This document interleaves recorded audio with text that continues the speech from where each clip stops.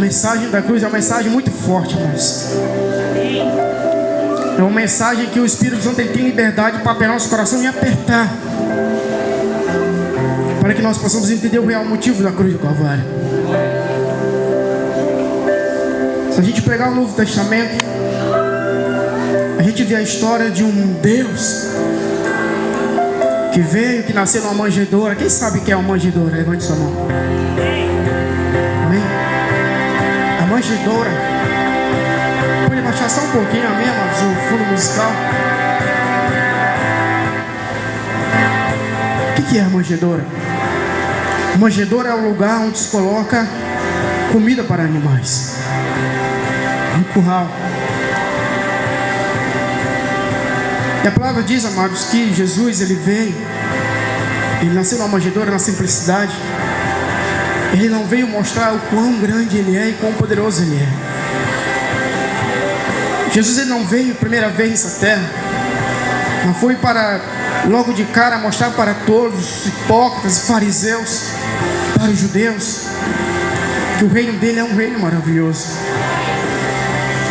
Ele veio para provar o coração do homem e veio para perdoar nossos pecados. O livro de Gênesis, se for ver lá no início da palavra, fala de quando Deus olhou para a terra, ele não viu nenhum justo sequer, nenhum. Mas a palavra fala que o Senhor, ele viu graça nos olhos de Noé. Através de Noé, Deus, ele deu uma nova chance para o povo da terra. Você no Novo Testamento, você vê a história de Jesus pregando no deserto. Você vê Jesus escolhendo 12 homens para o acompanhar, para ver os sinais que ele fazia. E Jesus escolheu 12 homens, 12 discípulos, e começou a capacitar eles de um por um. Tudo que Jesus fazia, ele observava se os discípulos estavam aprendendo com ele. Ele começou a pregar sobre o seu reino, sobre o seu amor. Ele começou a pregar sobre arrependimento de pecados. Mas só que Jesus, quando ele chegou à terra, ele encontrou uma igreja de fariseus, de hipócritas, que achavam que eles deviam ser respeitados como homem de Deus pelas roupas grandes que eles usavam, ou talvez pelo tempo que eles tinham de congregação, pelo tempo que eles tinham, que eles conheciam um pouco da letra, da história. Paulo, ele fala, amados, que em Romanos, que a letra por si só ela mata, mas o Espírito vivifica. E Jesus começou a pregar o seu reino, e começou a incomodar os fariseus, os hipócritas. Ele começou a pregar sobre arrependimento de pecado, sobre perdão. E ele deixou para nós novos mandamentos: quem amar o Senhor que Deus sobre todas as coisas, é o teu próximo quanto a ti mesmo. Uma passagem muito forte, amados, que eu gosto de ouvir e gosto de ler, é a passagem da mulher samaritana. Jesus chegou naquele lugar, naquele poço, por volta do meio-dia, e ele sabia que ele ia encontrar aquela mulher naquele lugar. Ele foi. Eu digo que ele até fingiu uma certa sede natural e foi até aquele lugar, porque o que ele queria era se encontrar com aquela mulher. Chegando naquele poço, ele falou: mulher, dá-me água de beber que eu tenho sede. E aquela mulher, toda natural, não sabia quem era quem falava com ela. Ela chegou até que quase que negar água para Jesus. A mulher falou: olha, eu sou samaritana e tu é um galileu. Nós não podemos se falar, porque não se falava. O galileu não podia falar com o samaritano. E naquele momento Jesus pediu água. Ela falou: olha, esse poço é muito fundo e eu não tenho com que tirar a água. Aí de repente Jesus falou para ela: olha, essa água que você beber, você vai beber e você vai novamente tornar a ter sede. Mas a água que eu tenho para te dar é a água da fonte viva. Se você beber dela, você jamais terá sede. E ela falou assim: ah, mas esse poço, quem cavou foi o pai Jacó. Quem és tu para achar que tu é maior do que ele? Você imagina, amados, quantas vezes Deus, o nosso Deus, ele inventa uma ocasião, às vezes ele é capaz de fazer qualquer coisa só para ele chegar ao nosso encontro. Quantas vezes o Senhor te chamou pelo teu nome e talvez você tenha resistido? Quantas vezes Deus colocou no teu coração um desejo de ser um servo dele, de você meditar na palavra? Vocês viram aqui no teatro muito forte que ao mesmo tempo que Deus quer trabalhar, o inimigo ele vem e oferece coisas carnais. Quantas pessoas que vieram à igreja, ouviram a palavra, mas se deixaram levar por amizades, aquela amizade antiga de levar a festa, de beber, e de repente o Espírito Santo te convida, te traz à igreja, e você ouve uma palavra muito forte. O Espírito Santo ele toca no teu coração e diz que você tem que entregar a sua vida para Jesus. Mas de repente você sai da casa do Senhor, no outro dia o inimigo envia a pessoa para te convidar para fazer aquelas coisas antigas.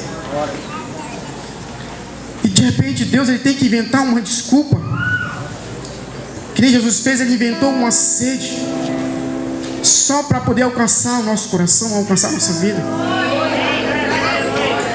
Quando nós, amados, entregamos a nossa vida para Jesus, somos nós que ganhamos com isso. Mas só que Jesus ele não veio para morrer de graça. O inimigo, amado, ele tem feito de tudo para que a palavra, para que a mensagem da cruz não chegasse até nós. E hoje as pessoas falam, muitas pessoas dizem, hoje as coisas estão invertidas, há uma inversão de valores.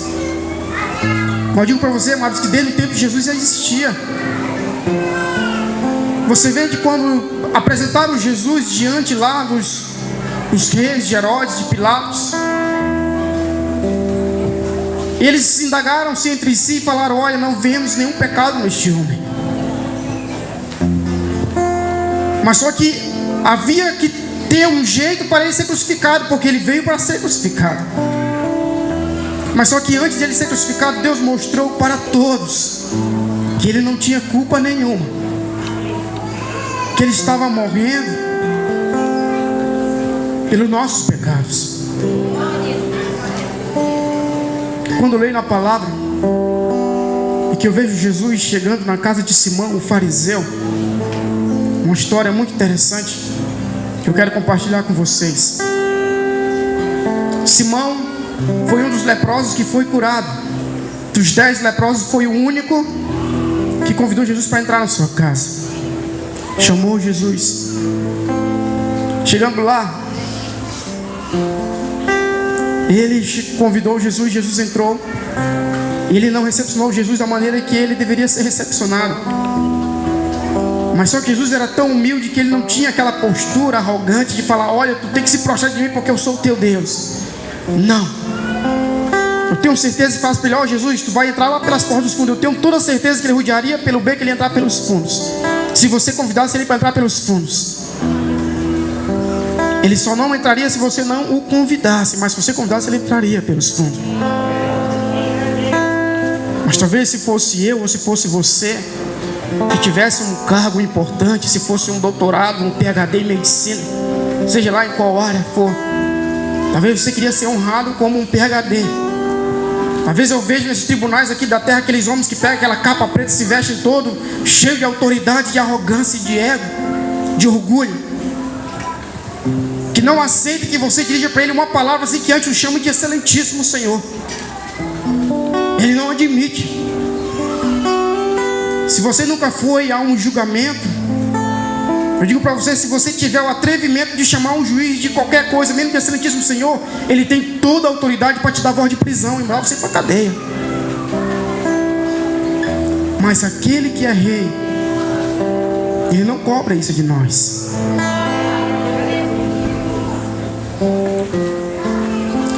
Jesus, amado, ele é humilde. Quando eu falo isso, meu coração aperta. Porque quando ele chegou na casa de Simão, Simão não preparou para ele o melhor lugar para se assentar. Eu tenho certeza que Simão também não preparou para ele o melhor banquete, a melhor comida. Chamou ele como se fosse uma pessoa qualquer, um vizinho da rua. Falou, Jesus, senta aqui. Você sabe qual era a intenção de Simão? Não era notar que ele era o rei, aquela pessoa que ele mais precisava na vida. O que Simão queria era indagar ele. Simão queria testar o nível de santidade de Jesus. Era o que ele queria fazer. Porque todas as províncias, o que rolava na cidade naquele tempo, quem é Jesus? Muitos achavam que Jesus era Elias. Herodes achava que Jesus era o João Batista ressuscitado. Chegaram alguns homens e falaram assim: Herodes, este homem chamado Jesus de Nazaré, creio eu que seja João Batista ressuscitado. Mas Herodes falou assim: não tem como. Não tem como ser João Batista, que foi eu que mandei degolar ele, eu cortei o pescoço dele. Ele jamais teria o poder de ressuscitar. Aí de repente Jesus chega para os discípulos e direciona a palavra para Pedro. Pedro, o que o povo diz por aí quem eu sou? Sabe o que Pedro disse? Senhor, eles dizem que tu é o Messias, o enviado de Deus, aquele lá que o profeta Isaías tanto falou. E naquele lugar, na casa de Simão, chegou uma prostituta. Aquela prostituta chegou com incenso, com perfume, e ela não pediu nem licença para Simão, dono da casa. Ela invadiu aquele lugar, porque o Espírito Santo havia revelado quem era aquele homem que estava sentado naquele lugar. Você vê, amado, que quando o nosso coração está duro, nós não conseguimos enxergar no Senhor aquilo que Ele tem para nós. Diga para o irmão que está do seu lado: Jesus está preparando morada para você, porque Ele diz que você é filho dele, herdeiro da promessa de Deus. Amém? Aleluia. E aquela mulher chegou, amados, e se prostrou aos pés de Jesus. Mas existe um detalhe na palavra. A palavra fala que ela chegou por trás. Agora você imagina uma pessoa sentada na cadeira, numa cadeira. Imagine você chegar por trás e ter o acesso aos pés daquela pessoa sentada. O quanto é difícil chegar aos pés daquela pessoa. Imagine você sentado lá na mesa, lá na sua cadeira, na sua mesa, e alguém chegar por baixo e render os seus pés lá por baixo. Ela vai ter que se imprensar entre os pés da cadeira. E a palavra fala que aquela mulher se prostrou por trás e começou a chorar. E com as lágrimas dela começou a lavar os pés de Jesus. Eu tenho certeza que naquele momento Jesus não estava nem aí para o que Simão estava falando, porque Simão falava da boca para fora, com o coração endurecido, com o coração cheio de orgulho, porque ele era um fariseu, era um doutor. E aquela mulher foi e pegou aquele incenso e passou sobre os pés dela. E Simão, tão hipócrita que ele era, ele parou e ficou observando. Como é que esse diz ser o Jesus, o Nazareno, o Santo, e ele deixa uma pecadora tocar nos pés dele? Faltou falar se isso é uma baixaria. Mas só que a palavra fala que Simão, ele pensou isso, ele só pensou nisso. Como é que Jesus permite que uma pecadora chega à presença dele, toca nos pés dele, chora nos pés dele? Quando Simão pensou, Jesus foi leu a mente dele, que ele tem poder para isso. Sem que Simão falasse nada, Jesus falou: Simão, quando eu cheguei nesse lugar, tu não me honraste como essa mulher me honras. Essa mulher é uma pecadora, mas olha a atitude dela. Aquela mulher foi ungir os pés de Jesus. Jesus chegou para ela, mandou que ela levantasse. Levanta-te. E disse para ela: mulher, a tua fé te salvou. Os teus pecados são perdoados. E os demais amigos de Simão, os fariseus, falaram: quem é esse homem que até perdoa pecados? Ele se acha poderoso para perdoar. É por isso, amado, que nós não podemos ser homens e mulheres de fé fingida. Nós não devemos medir o nosso grau de intimidade, o nosso grau de santidade pelo tempo de igreja que nós temos, pelo tempo de convertido que nós temos. Porque quando nós fazemos isso, nós enganamos a nós mesmos. Jesus, ele fala na sua palavra que ele conhece os seus. E às vezes nós, na nossa arrogância, eu sou servo, eu sou crente, quem é tu para apontar o dedo para mim? A mesma mão que nos levanta é a mesma mão que nos abate se nós não dermos sabedoria.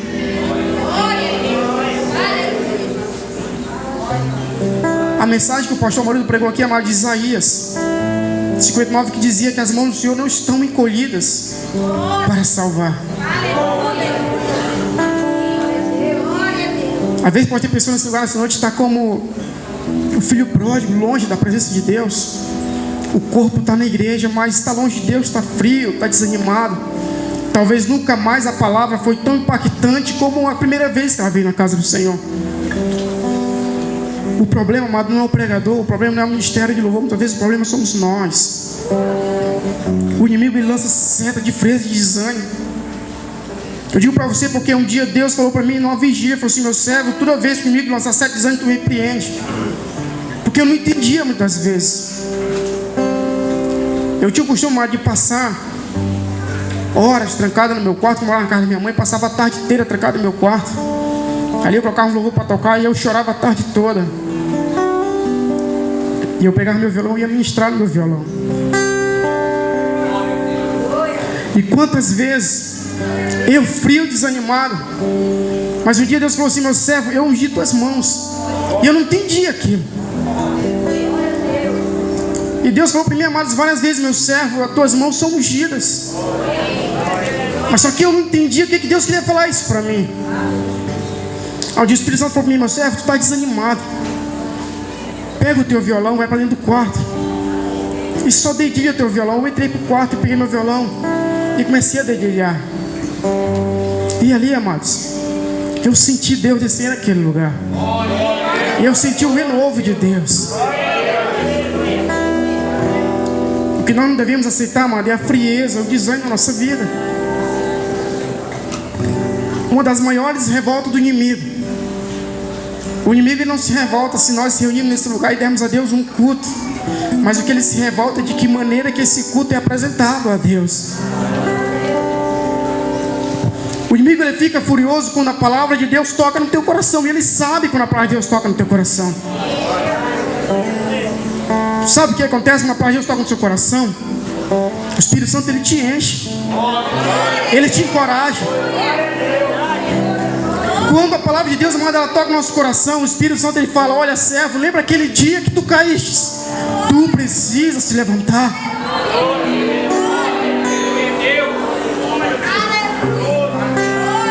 E nós lemos a palavra que diz que quando Jesus foi levado para a cruz do Calvário, não foram 3 homens justos que foram crucificados. Foi somente um. Do lado e do outro tinha pecadores. Quando eu meditava na palavra, o Espírito Santo falou assim: ó, meu servo, aquilo que Jesus veio fazer, até no último momento ele fez. Jesus veio para expulsar demônios, para curar enfermos e para salvar aqueles que creem no seu nome. Quando Jesus subiu no Monte das Oliveiras para orar, a palavra de Deus diz que quando ele orava, os discípulos todos dormiam. E ele fraco, angustiado, de repente chega um traidor com homens com luz de tocha no meio dos montes e fala: aquele que dá um beijo, aquele que há de ser preso, aquele que é Jesus. Mas os discípulos não entendiam por que eles foram escolhidos. Eles achavam que eles foram escolhidos por Jesus era para livrar Jesus. Não, nós somos segurança de Jesus. Quando vierem prender Jesus, nós vamos sentar a porrada, vamos meter a espada neles. Chegaram aqueles soldados romanos e pegaram Jesus. Naquele momento, um dos discípulos ficaram revoltados e pegaram a espada e cortou a orelha do soldado Malco, a orelha direita. E a palavra de Deus fala que Jesus, ao mesmo instante que ele viu que o homem com a orelha cortada, ele foi lá e curou aquela orelha. Agora você imagina um milagre. Na história da Bíblia, nenhum morto que passou pelo caminho de Jesus ficou morto. Todos foram ressuscitados. Nenhum enfermo que cruzou o caminho dele e foi para casa doente.